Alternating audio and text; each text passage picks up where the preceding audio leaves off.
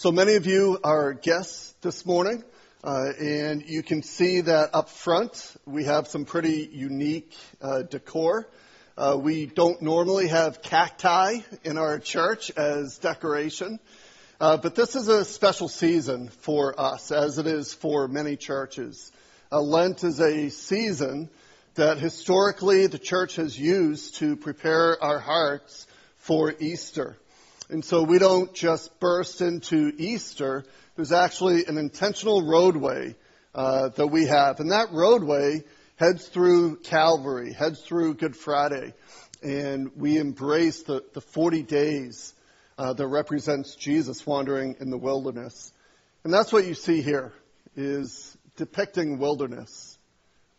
Because all of us go through those times where it's barren, it's dry, we're thirsty. We don't really want to be here. We want to be in our neighbor's green garden, not the desert that God has given to us. And our theme verse throughout all of Lent is Mark chapter 1. If I could invite you to turn there with me.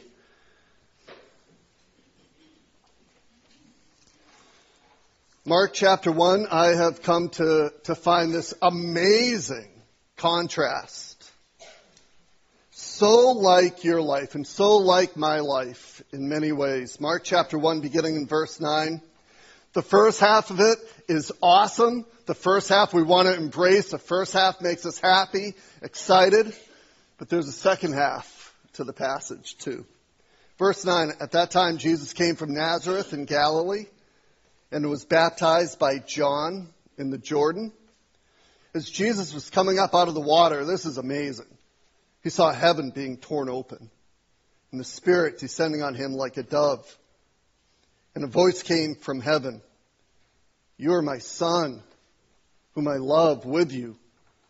I'm well pleased, and we've spent some time together speaking about how especially every son just longs to hear that from his dad, right? You're my son.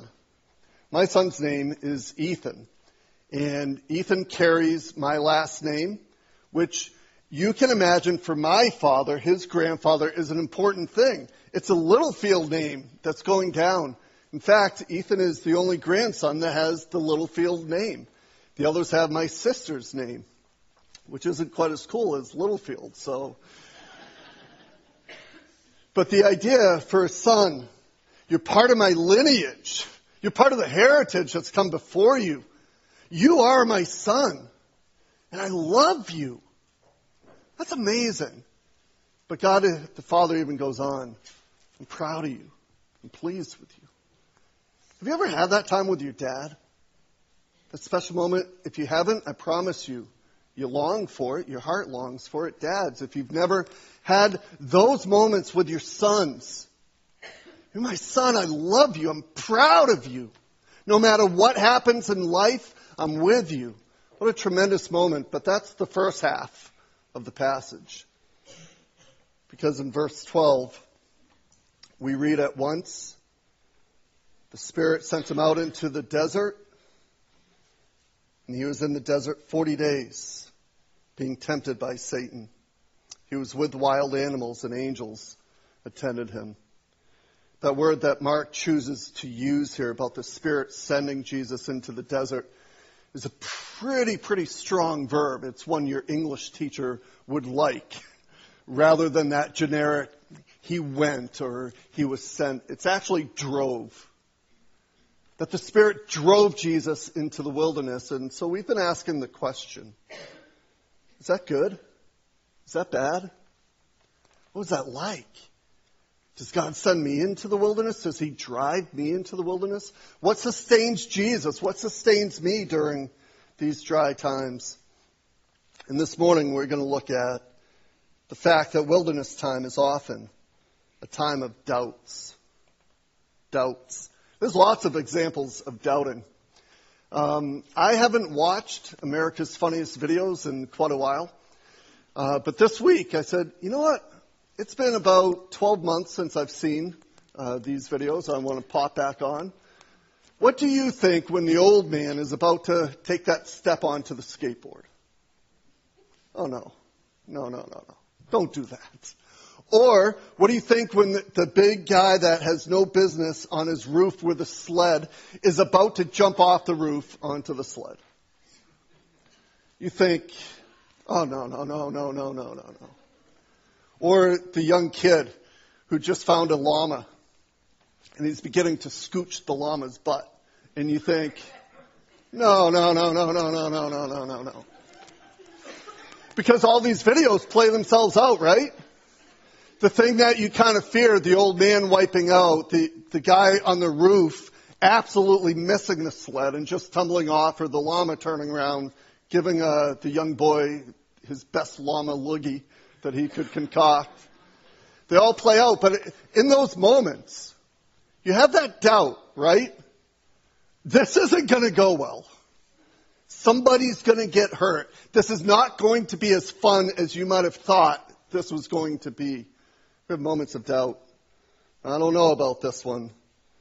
Or maybe for some of the adults, you've had the experience of someone promising you some good investment advice. That if you just give me $10,000 within 3 years, that'll be $50,000 for you. And you stand there and what do you have in that moment? You have doubts, right? I hope you have doubts. In that moment, you're like, I don't really know about this. I'm not sure. And if you actually carry it out and give this man the $10,000, at some point, you think, I should have listened to my doubts. Or maybe it's with your mouse and your computer with the attachment in the email. So you're like, this looks legitimate. And as soon as you click, you realize, oh no, I shouldn't have done that. You see, doubts aren't always bad, I guess is what I'm saying. Sometimes there's a good place to doubt, a good place to say, I'm not really sure about it. It's the little voice that says, don't do this. Have you ever had that moment? I did this winter. Sometimes I do things that I'm just good enough to make them really, really bad. You know, that if you know you have no business, you just don't go and you just don't do it and everything's good. But when you kind of have that halfway, I can do this, everything just goes south. And so that's kind of me in a lot of areas of life. And I brought the plow truck out because I figured I can do this. It's pretty easy, and we had big snow banks, and people couldn't see, and I said, I can solve this with our plow truck, and got it stuck in the snowbank with the end of the truck out on Route 9, and it was not going anywhere. It was at a time the snowbank must have been 6 feet high, and there's the truck buried in it, and so Jim came by to offer me a hand, grabbed my pickup truck, brought it over, and said, well, we'll just tow this baby out. Hooked up the strap to my truck, and then I went to the plow truck, and I had that moment. The plow's here. There's a whole contraption to the truck. I can't get the strap directly to the truck without somehow weaving through the plow. And I had the moment. I really shouldn't be doing this. And I did it. And ripped the plow right off the truck. It was phenomenal. Have you ever had those moments where you stand there and you say, I'm not sure. I don't know if I believe this. I don't know if I should do this. I don't know if what they're telling me is true. Doubts. Doubts are not always the menacing villain. Sometimes they're good. But when we bring that word into this community right now, for those of you who follow Jesus or are part of his church, when I mention doubts, it is the villain, right? For many of us, it's this word in church where we're like, I shouldn't have doubts. I'm doubting. Oh no. What do I do? What does this mean about my faith? We don't really like it in the Christian community. I was at UNH this week. Nick invited me to a small gathering of some students there. And I had a phenomenal time with those kids. But one of the questions that the college kids asked me kind of froze me for a minute. They asked me, do you ever have doubts? How does a pastor answer that? Because if you ask me that as a congregation, as people, I can either answer, no, I don't, and then I leave you feeling like, well, I guess mine are illegitimate, and what about me? That's why he's up front. Or I could answer, yeah, of course I do. And then you're thinking, well, that's why the church is in the state it's in, if the pastor. And so I'm caught in this, do I have doubts, and processing it and talking with the students. And maybe a piece of me is thankful that Jesus was surrounded by doubters. You ever notice that? His guys had full ability to doubt. And those guys were very accomplished doubters around him. I just plucked out a few examples. Remember the story of Peter on the water? Things are going good, and then the waves start coming, and what happens to Peter? He plummets, he sinks, because he doubts. And Jesus says to him, you have little faith. Why do you doubt? Or at the end of Matthew, literally one of my favorite passages because it's amazing.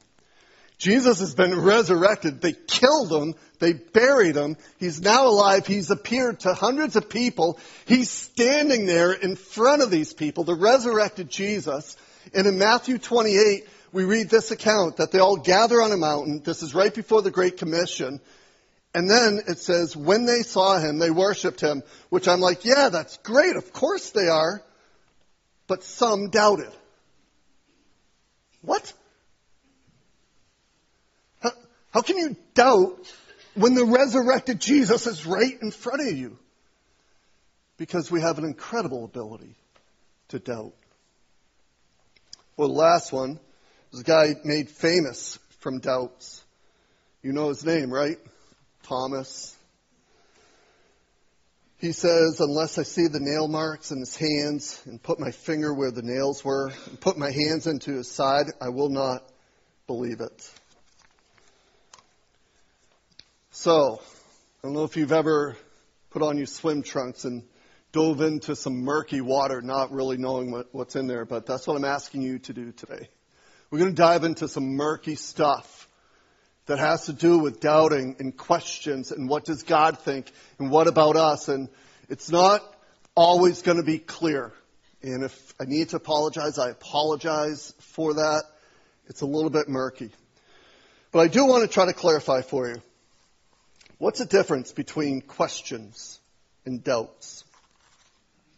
I mean, who doesn't have questions, right? We can at least agree that all of us who have any brain waves going on have questions.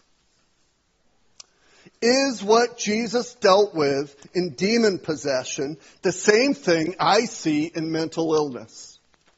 Is there any correlation? Is there not? We have questions. We come to the book of Job, and we have a question. Is this real? Did this story actually take place, or is this a very early Christian narrative to teach us something? We have questions. Why can I trust the 66 books of the canon? What makes you so confident, Pastor, that you can preach out of the Scriptures as God's Word? We have questions. Do these qualify as doubts? Is there a difference? Here's what I think. Blind following is not spiritual. Meaning, not asking questions doesn't make you spiritual. You are not more spiritual the less questions you ask. Because questions are one of God's means to open our minds and to open the life of faith. To know God, to know Jesus, to love Him, to follow Him, means at some point we ask questions, which I would say that's likely why He gave us the Scriptures. So some of our questions could be answered. Asking questions means we're not just blindly following someone, because that's super dangerous. The moment someone tells you, don't ask questions, just follow, is a moment that you're heading towards some danger area. In fact, Matthew 15, Jesus says, "Leave them," speaking about the spiritual leaders of the time. "They are blind guides." This is a great illustration. If a blind man leads a blind van, both are going to plummet off the cliff. Maybe asking questions is okay, and it's good to make sure that there's not a cliff ahead for us. That's why God gave us intellect and reason and science and teachers, but questions may be innocuous, but doubt has a more sinister feel to it, right? Because questions, maybe what it really means is, I don't know, and I would like to know. So I have some questions along the way. Questions address the situation that I don't know, where doubts address, I don't believe. And maybe that's where the different feel comes when we begin to doubt, because it's a question meaning I don't fully believe. And what does God think of doubt? I wonder this morning, how many of us are in this kind of desert environment? Things are tough. Not a lot of hope, not a lot of green. Not a lot of resurrection around us, but rather it's dry and thirsty, and I'm not fully alive, and I'm not fully embracing joy, and I don't have a beautiful picture of the future, and this is hard. And I wonder how many of us, if you're in that kind of scenario, have doubts.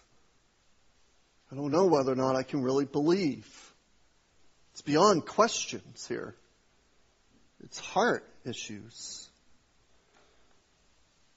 These are temptation-filled times, unfulfilled times, maybe times of pain or times of diagnoses or times of disappointment.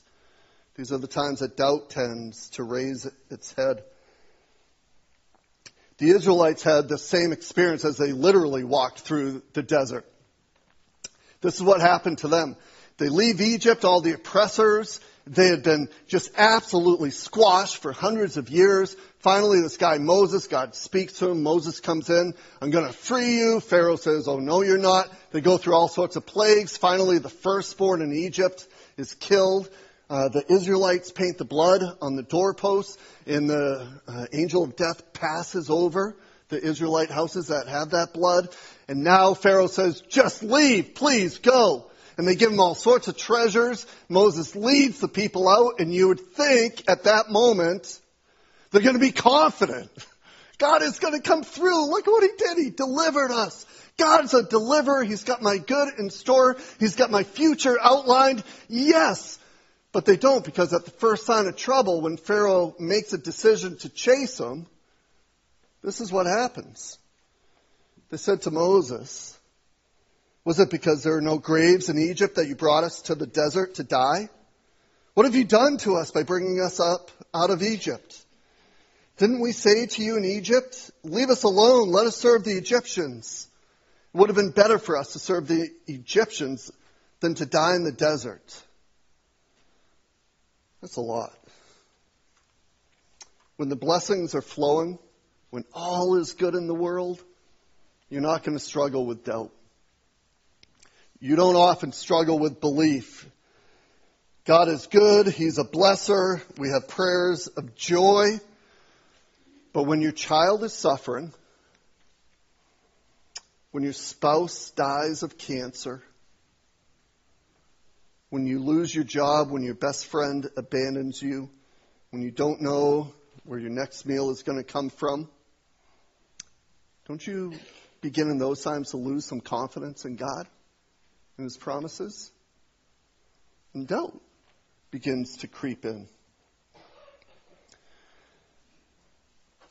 The church is good, I think, at exuberant, articulate pleas to respond to the gospel, that Jesus has carried the weight of our sin, that all of your past sin has been paid for, that the gates of heaven for all of eternity are open to you, that God loves you, that He's offered His beloved Son for you.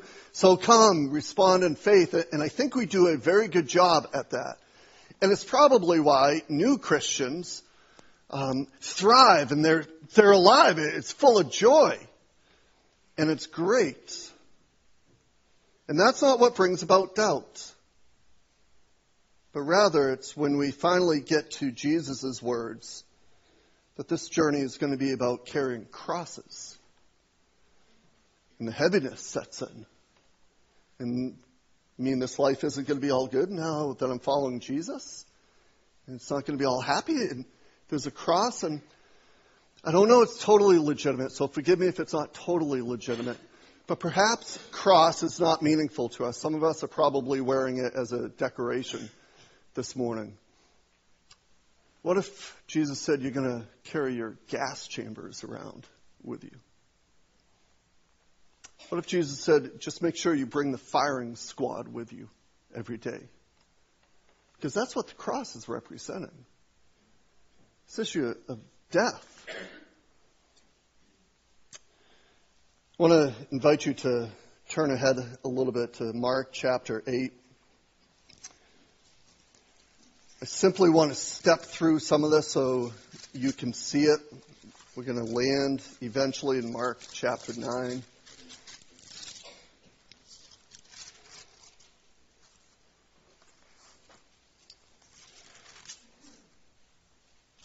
In Mark chapter 8, beginning in verse 27, Jesus and his disciples went on to the villages around Caesarea Philippi.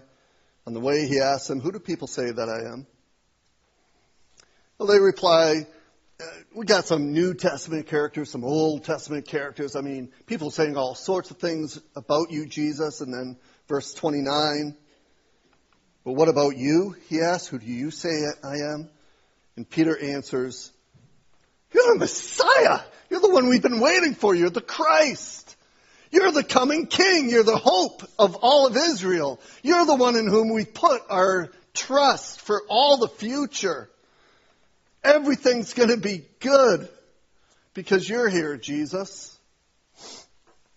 And then Jesus offers something to Peter. He began to teach them in verse 31 that the Son of Man must suffer many things and be rejected by the elders, the chief priests and teachers of the law, and that he must be killed and after 3 days rise again. He spoke plainly about this. So, of course, Peter took him aside and began to just rebuke him, because that's not what kings do. That's not what messiahs do. Hold on, Jesus. That's not the roadmap. Your roadmap is all green and happy and victorious. You're talking about like death and dying and people killing you, and no, that's not where we're going here. Verse 33, but when Jesus turned and looked at his disciples, he rebuked Peter. "Get behind me, Satan," he said. "You do not have in mind the things of God, but the things of men." What are the things of men? That I never have this place. That's the things of men. That's what Peter wants. Let's just skip the desert, skip the wilderness, skip the dry land, skip the bad things, skip the death. Let's not have that a part of your story, Jesus. Let's just have paradise and promised land and milk and honey and the good things. Because Peter wants what you and I want. The good life, the happy life. And Jesus says, but that's not what I'm offering you, Peter. That's what Satan's offering you. I offer you some desert life, some wilderness life, the life of a cross. The chapter goes on into chapter 9. Jesus brings these guys up on a mountain. Everything gets changed about Jesus. It's almost like his humanity is shed. He's glowing like this heavenly being that he really is. And 3 of his disciples get to see that. They see Elijah. They see Moses. They come down from the mountain. And you think that they would have doubts at that moment? Of course. Because We're skilled at doubting. Jesus gives them a glimpse into who he really is. And yet, it wasn't enough. They come down from the mountain in verse 14. When they came to the other disciples, they saw a large crowd around them, and the teachers of the law arguing with them. And as soon as all the people saw Jesus, they were overwhelmed with wonder and began to run and greet him. What are you arguing with them about? He asked. A man in the crowd answered, Teacher, I brought you my son who's possessed by a spirit that's robbed him of speech. Whenever it seizes him, it throws him to the ground. He foams at the mouth. He gnashes his teeth, becomes rigid. Ask your disciples to drive out the spirit, but they could not. If this man has a healthy, thriving, growing, becoming educated son at Harvard, is he here with Jesus? No. If this kid has a son that's the star of the soccer team, just scored 3 goals, the team is celebrating the championship victory, is he here with Jesus? No. He's here with Jesus for one reason. Because he's hit this kind of life with his son. Don't know what to do. He gnashes his teeth. I mean, you should see it, Jesus. Out of his mouth just comes foam. I don't know what it is. He's rigid like he's dead. Help! Help! He's the guy who comes home from work wondering what he's going to find. The baby that this guy cared for, the one that he thought he'd be hiking the 4,000 footers with. The one he raised to open doors for women. Can't even talk to him. He's mute, shaking on the ground. He's possessed. And that man, that dad, I know he never dreamed of that. He never planned on that. And yet there he is. And so he brings him to Jesus, hoping something could be done. But apparently, it can't. And this man doesn't know what to do now. Disciples can't drive this thing out. They can't change. I'm stuck. I don't know what to do. I don't know what to believe. And all of this man's faith is just blown up in his face. And that's the moment that we doubt. In fact, that might be a pretty good definition of doubt. When the things we have faith in blow up in our face. And now we don't know what to believe. He's confused, devastated, and doubt there's any future. And in verse 19, O unbelieving generation, Jesus replied, how long shall I stay with you? How long shall I put up with you? Bring the boy to me. And so they brought him. And when the spirit saw Jesus, it immediately threw the boy into a convulsion. He fell to the ground and rolled around, foaming at the mouth, exactly like the dad described. And in verse 21, Jesus asked the dad, how long has he been like this? How long have you endured life like this? Dad, how long have you been struggling with doubt and pain and disappointment and a broken heart? From childhood, he answered. It's been a long time. It's not getting any better. In fact, the dad goes on. It's often thrown him into fire or water to kill him, but if you can do anything, take pity on us and help us. This boy's burning himself, trying to commit suicide. He's drowning himself, trying to commit suicide. And the dad's standing in the middle of Jesus and the disciples saying, it's miserable here. His mother and I were at the end of our rope. We brought him hoping something could change. But obviously, it can't. Jesus, can you do something? I'm not sure you can. Can you tend to my son? And many of you have prayed, Jesus, can you tend to my loneliness? Can you resurrect my broken spirits? Can you bring my son back to me? Can you find me an occupation? Jesus, can you restore my hope for a future. If you can do anything, Jesus, please do it. Can you relate to the dad? Jesus, if you can do anything, please have pity, take mercy on me, and please just do it. And Jesus answers him, if you can, says Jesus. Can you see the smile on Jesus' face at that moment? If I can? Son, you're about to see something far beyond your wildest imagination. Because you're not alone in the desert here. You're standing in front of me.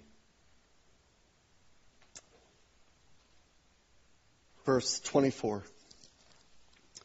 Everything is possible for him who believes. Immediately the boy's father exclaimed, I do believe. Help me overcome my unbelief. Help me. Help me overcome my unbelief. We're going to kind of wind down here with a little Greek. Does that make you excited? The word for help here is used 3 times in all the Gospels, twice in Mark. And both of those times in Mark are in this passage. The dad comes and he says, if you can help us, please do it. That's the first time. That's our prayer most of the time right there. God, can you help me?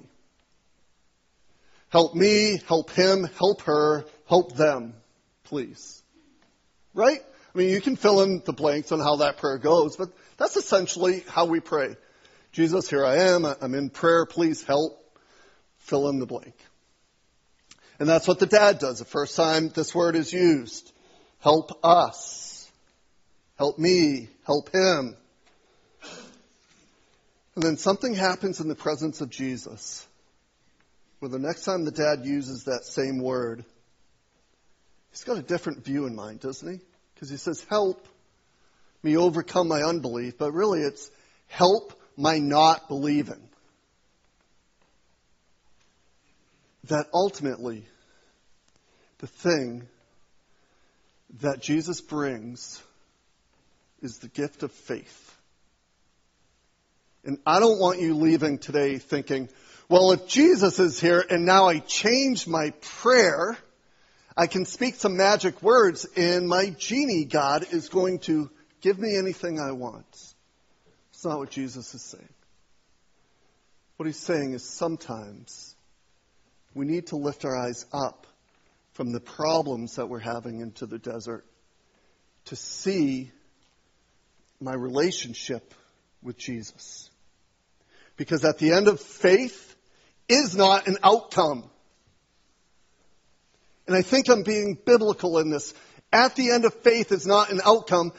Faith has as its object all the time a person.